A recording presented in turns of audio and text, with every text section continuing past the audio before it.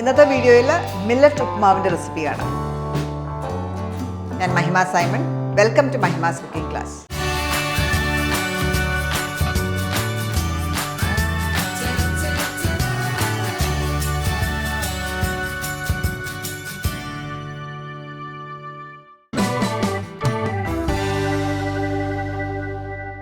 അപ്പം മില്ലറ്റ് ഉപ്മാവ് ഉണ്ടാക്കാനായിട്ട് നമുക്കൊരു കടായി ചൂടാക്കാം. ഇതിലേക്ക് 1 ടേബിൾ സ്പൂൺ കോക്കനട്ട് ഓയിൽ അല്ലെങ്കിൽ നല്ലെണ്ണ വേണമെങ്കിലും ഉപയോഗിക്കാം. 1/2 ടേബിൾ സ്പൂൺ നെയ്യും കൂടെ ചേർക്കാം. എണ്ണ ചൂടാകുമ്പോൾ നമുക്കതിലേക്ക് ഒരു 1/4 ടീസ്പൂൺ കടുകിടാം. കടുക് പൊട്ടി തുടങ്ങുമ്പോൾ 1/2 ടീസ്പൂൺ കടലപ്പരിപ്പ്, 1/2 ടീസ്പൂൺ തന്നെ ഉഴുന്നുപരിപ്പ്, ഒരു ഉണക്കമുളക്, കുറച്ച് കറിവേപ്പില. നന്നായിട്ട് മൂത്ത് വരുമ്പോൾ നമുക്കിതിനകത്തേക്ക് കാഷ്യൂനട്ട്സ് ഇടാം.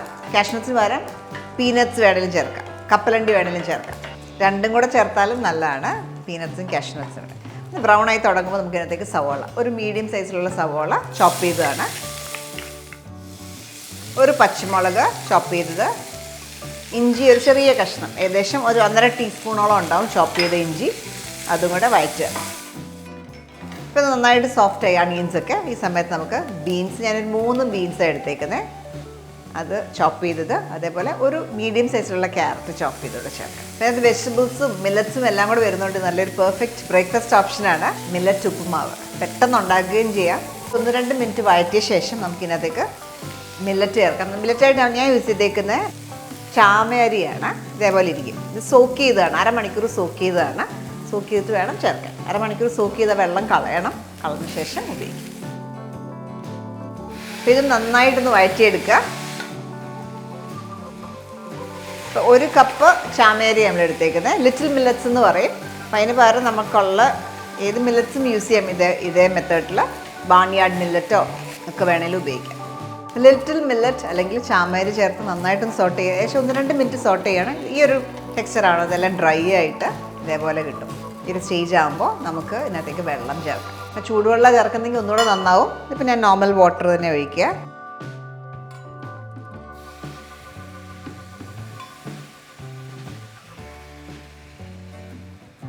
ഒരു 2.25 കപ്പ് വെള്ളം ചേർത്ത് അതിലേക്ക് 1.5 ടീസ്പൂൺ ഉപ്പൂടെ ചേർത്ത് നന്നായിട്ട് ബോയിൽ ചെയ്യുക. നന്നായിട്ട് തിളയ്ക്കട്ടെ. അപ്പോൾ നന്നായിട്ട് വെട്ടിത്തിളച്ച് തുടങ്ങുമ്പോൾ അടച്ച് ലോ ഫ്ലെയിമിൽ നന്നായിട്ട് ആ വെള്ളം മൊത്തം ഡ്രൈ ആകുന്ന വരെ കുക്ക് ചെയ്തെടുക്കുക. അപ്പോൾ ലോ ഫ്ലെയിമിൽ ഏകദേശം ഒരു 8 മിനിറ്റോളം കുക്ക് ചെയ്തു. ഒന്ന് ഇളക്കി കൊടുക്കാം.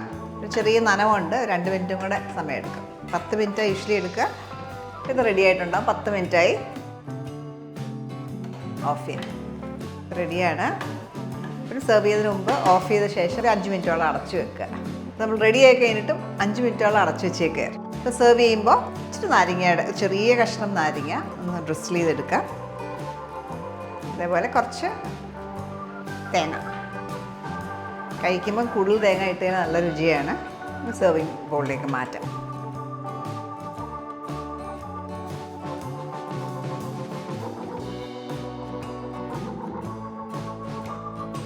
മല്ലിയിലയുടെ ഫ്ലേവർ ഉപ്മാവിൽ ഇഷ്ടമാണെങ്കിൽ കുറച്ച് മല്ലിയിലയും കൂടി ഇടാം. തേങ്ങ,